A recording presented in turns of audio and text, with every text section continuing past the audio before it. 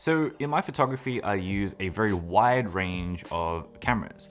I use really expensive full frame cameras with the best lenses and glass that money can buy. I use mid-range cameras with kit lenses that you might get in the box. And I also use compact cameras that fit in the size of your palm and literally just go straight into your pocket. And no matter what range or what price bracket of camera I end up using at any given time, I make sure that I follow specific rules, specific principles, a specific foundation to make sure that every single shot that I take, regardless of the camera that I use, is going to be sharp and crispy. So that's what I wanted to share with you guys in this video today. I wanted to share how to get super sharp images with any camera every single time. All right, we'll just jump straight into it. So whenever I think about shooting, doesn't matter what device it's on, I'm always thinking about 4 different things. The first 2 of them are settings. So I'm always thinking about shutter speed and focus. And the other 2 things are more like scenario-based things. So I'm thinking about, is the subject moving or is the subject still? And it's these 4 things that when put together, when you consider them and all the rules that go with them, which I'm about to cover in this video, then every single shot that you make, regardless of the camera, will be sharp. Now, at the end of the video, I'll also add in some supplementary things that can either help or hinder your overall sharpness as well. But these 4 things are the foundation to make sure that every single shot you take will end up being sharp. All right, so thinking about the scenarios. Is your subject moving or is your subject still? So let's tackle still subjects first. So if you're shooting things like architecture or landscape or still life or anything like that where the subjects, they don't move, then in terms of shutter speed and focus settings, what you'll need on the shutter speed side is something that is 1 to 3 times your focal length. And what I mean by that is, say for example, you're shooting a landscape image and you are shooting with a 16mm lens at the 35mm equivalent, then you want to be shooting at 1/16th of a second, or usually 1/15th of a second in most cameras. Equally so, when you're shooting at, say, 200mm and you're shooting, the landscapes at that focal distance, then you want to be making sure that the multiplier is higher. So in this case, you might want to go up to a 3 times your focal length multiplier. So if you're shooting at 200mm, you might want to start at 1/600th of a second in terms of your shutter speed. What you want in this kind of shutter speed setting is to make sure that you're combating the camera shake that you're eventually going to end up making. Obviously, if you're on a tripod, then these rules don't really apply to you, but if you're shooting handheld, then 1 to 3 times your focal length is a great place to start. And when it comes to focus, things are really simple. So I use autofocus single or a single point autofocus mode, or I use manual. So this is great because your subject or the distance away from your subject isn't going to move, and so you can lock in that focus and that's fine. Happy days. It's very simple. Now, when it comes to moving subjects, on the other hand, so when you're doing things like shooting portraits, or you're shooting people, or you're shooting street photography, or you're shooting sport, in terms of shutter speed, what you'll be looking out for is what is the shutter speed that will allow you to freeze the action. And a great place to start for that is 1/400th of a second. There are other things that are modifiers in terms of this number.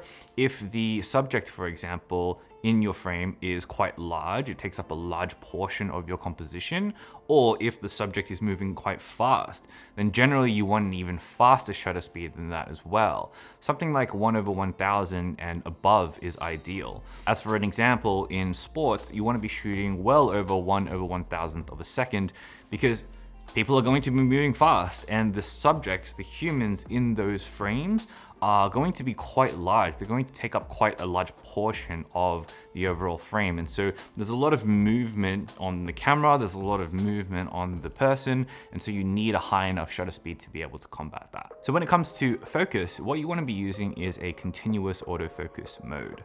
And this allows the camera to select a point and then constantly pull the distance between the lens and that point to make sure that that's constantly in focus. So rather than like a single point autofocus in landscapes, for example, where you're just setting this focus point, and then if the subject or you moves, then suddenly it's out of focus, the continuous autofocus modes constantly poll. So for example, the camera that I'm shooting on right now has a eye tracking continuous autofocus mode right now. So if you pay attention to my eye and I move forward,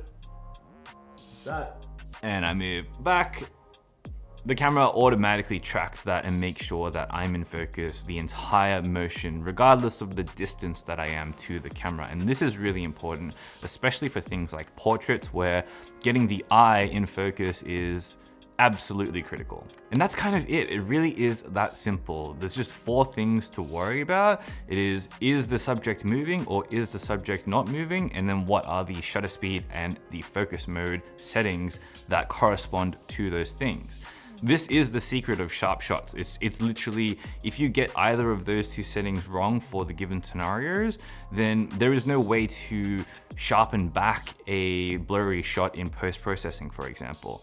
If one of those 2 things doesn't go well, then you're not gonna have an image that is as sharp as it could be. But of course, in addition, there are supplementary things that can either help or hinder you in whether or not your final image will be as sharp as it could be, or, you know, might be a little bit softer than actually desired. And the first thing is gear. So lenses are usually where you'll find the most gains to be had when it comes to having sharp images. Much more so than bodies. So the disparity between a really cheap lens and a top of the line lens is not only, you know, quite large in price, but also it is quite large in sharpness as well. But that kind of difference isn't the same when talking about bodies, for example. The difference between, say, the RX100 Mark VII compact camera that I always use versus the A7R Mark IV main camera that I always use, the difference in sharpness there is not as severe as, say, the difference in sharpness of a kit lens versus the top of the line G Master. That difference in the lens marker is definitely a lot more than in the body version. So the general advice when you're considering sharpness is to pick a mount that you can stick with. So for example, the Sony E-mounts that you can stick with for many, many, many years, and so that you can start to invest more of your money into lenses rather than bodies. So another thing I want to talk about is aperture and depth of field. So you might have heard of lenses with apertures like f1.2 or f1.4 or f1.8, really shallow depth of field lenses. We call them fast lenses. And these fast lenses are fantastic for generating out of focus areas and really focusing you on the important parts of the frame. But the problem here is that sometimes the older bodies can have a harder time focusing with lenses that have a very shallow depth of field. You'll see often that sometimes, you know, in portraiture, for example, the shot might be focused on the eyebrow rather than on the eye. And because the depth of field is that shallow, it is that thin, it really is distracting. And that is something to call out and to look out for. And in the newer bodies is not so much of a big deal anymore. But generally with focusing with aperture, the higher numbers, so f4 or f8, will give you a much larger depth of field, which gives you a lot more leniency to make sure that the things that you're trying to shoot are in focus. Now, the last thing I want to talk about is ISO. And with ISO, what you're looking for in terms of the exposure triangle, so when you're learning photography basics, there's shutter speed, there's aperture, and there's ISO. What you're looking for is to adjust your shutter speed and your aperture to the correct settings depending on your context, depending on your goals, depending on how you want to shoot that particular image. And then use your ISO as the gain. So is the exposure high enough or does it need to come down, right? You use ISO last, typically. And with ISO, people are, I guess, afraid of the noise that comes with that. There is this culture of avoiding noise at all costs. But with that, don't be scared of noise. Don't be scared of cranking up your ISO if it means that the shutter speed that you use is absolutely spot on. Because noise can be kind of removed in post-processing, especially in post-processing software in today's world. One thing to consider and one thing to just be on the lookout for is that higher ISOs do generally give off a little bit of a softer look to them, which can be kind of fixed in post-processing, but that is also something to be wary of. But that in and of itself is never going to be as bad as not getting the correct shutter speed up front. As a little bit of a bonus, if you're using Instagram to share your work, there are specific settings that will allow you the best export settings in Adobe Lightroom to export to Instagram. And I have a video all about that right here, or check out the link in the description. All right, that's it. These are the things that I follow every single time with any camera that I'm using to make sure that every single image I take is absolutely tack sharp and crispy every single time. All right, I hope you enjoyed this video. Hit that like button and subscribe and all that good stuff. If you're looking for extra photography content, I do a image analysis on my Patreon where I break down one of my portfolio pieces every single month, and I tell you guys the story, the way that I decided to shoot it and the settings, how I decided to approach the edit, little bits and pieces of tips and tricks and all that kind of stuff, all of that good stuff. And it's also a great way to support me and the community. So I hope to see you there.